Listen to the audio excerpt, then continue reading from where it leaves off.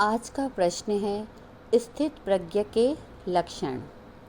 श्रीमद् भगवद गीता में भगवान श्री कृष्ण स्वयं अर्जुन को स्थित प्रज्ञ के लक्षण बताते हुए कहते हैं कि जो पुरुष सर्वत्र स्नेह रहित है, अर्थात जो किसी में भी मोह नहीं रखता, शुभ और अशुभ पदार्थों के प्राप्त होने पर भी जो न प्रसन्न होता है न द्वेष करता है, उस व्यक्ति की बुद्धि स्थिर है।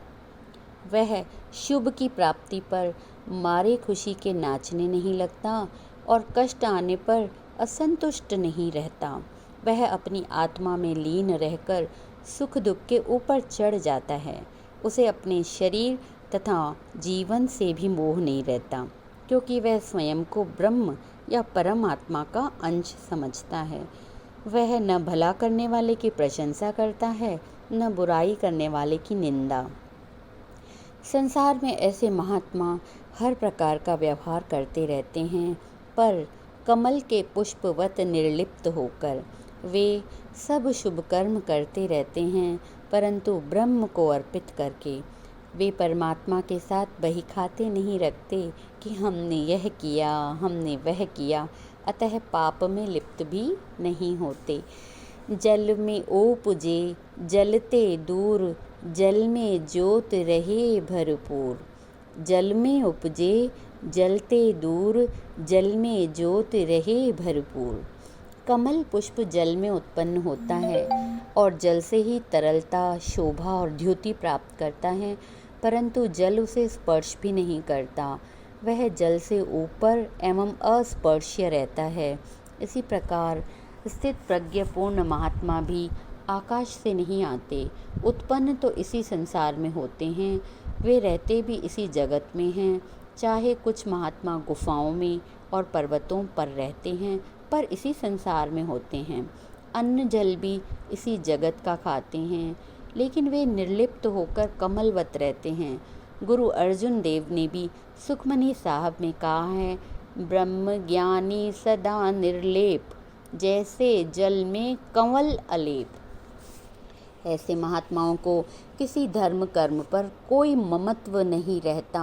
अहंकार ही है जो कर्म फल भुगवाता है।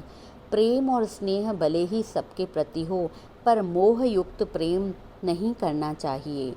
जो पुरुष गृहस्थ में रहकर भी उदास अनासक्त होकर रहता है, सबसे निर्मोह भाव से वर्ताव करता है, वही वीर है, न कि वह जो गृहस्थ धर्म का त्याग करके बाहर भागता है और भटकता रहता है। स्थित प्रज्ञ एक तो सबके प्रति उचित स्नेह हो, दूसरा भले बुरे में सदैव प्रसन्न रहकर व्यक्ति एक समान आचरण करे।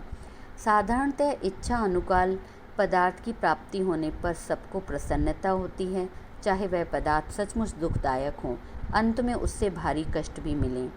इच्छा के प्रतिकूल कुछ होता है तो अप्रसन्नता ही होती है, चाहे वह अंत में अत्यंत आनंददायक क्यों न हो। जैसे बालक एक सुंदर सर्प को देखकर उसे पकड़ना चाहता है, क्योंकि वह उसमें सुख समझता है। वह यह नहीं जानता कि अंततः उससे विष स्वरूप दुख ही मिलेगा और प्राण भी जाएंगे। अज्ञानी का मन उस बालक के जैसा है जो इसमें प्रतिकूलता की परवाह नहीं करता। उसका मन विषय भोगों में प्रसन्नता अनुभव करता है और सत्संग में स्वयं को प्रसन्नता रहित समझता है। आत्मा तो सबका अखंड और आनंद स्वरूप है, परंतु माया में फंसकर अज्ञानवश कुछ को अपना और कुछ को पराया समझ रहा है। संस्कृत में एक कवि ने बहुत अच्छा कहा है, अयम निजः परो वेति, गणनाम लघु चेतसाम, उदार चरितानाम तु वसुधैव कुटुंबकम। कुछ लोगों का विचार है कि श्री रामचंद्र, श्री कृष्ण और गुरु गोविंद सिंह में भी राग द्वेष था, क्योंकि इन्होंने कईयों को मारा और मरवाया और कईयों की प्रेम पूर्वक सहायता की, पर यह धारणा गलत है। वे तो अवतार कोटि के थे और पूर्ण ज्ञानी थे। उनकी वृत्ति में रत्ती मात्र भी राग द्वेष नहीं था। उन्होंने तो दंड के अधिकारियों को उनके कर्मानुसार दंड दिया। उन्होंने भक्तों और संतों की रक्षा के लिए तथा दैत्यों के विनाश के लिए ही अवतार धारण किया था। गुरु गोविंद सिंह के एक सिख कन्याराम में तो इतना उच्च कोटि का समत्व भाव था कि मुगलों और सिखों के एक युद्ध में उनको एक काम दिया गया कि वे घायलों को पानी पिलाएं, तो वे न केवल घायल सिखों को ही पानी पिलाते रहे पर घायल मुगलों को भी पानी पिलाते थे। गुरुजनों के पास शिकायत की गई तो कन्याराम जी का स्पष्टीकरण था कि हे सद्गुरु, मैं तो केवल आपको ही पानी पिला रहा हूँ, मैं तो केवल सब में आपका ही रूप देख रहा हूँ, जिधर देखता हूँ उधर तू ही तू है। जब किसी स्थित प्रज्ञ में इतनी उच्च वृत्ति हो तो उसमें उसके गुरु में क्या राग द्वेष हो सकता है। भगवान कहते हैं, स्थित प्रज्ञ ज्ञानियों का आचरण ऐसा होता है कि बाकी बाह्य रूप से तो वे औरों की तरह उठते हैं, बैठते हैं, खाते हैं, पीते हैं, लेकिन भीतर समत्व योग में समत्वम योग उच्यते इति। ओम शांति शांति शांति ही।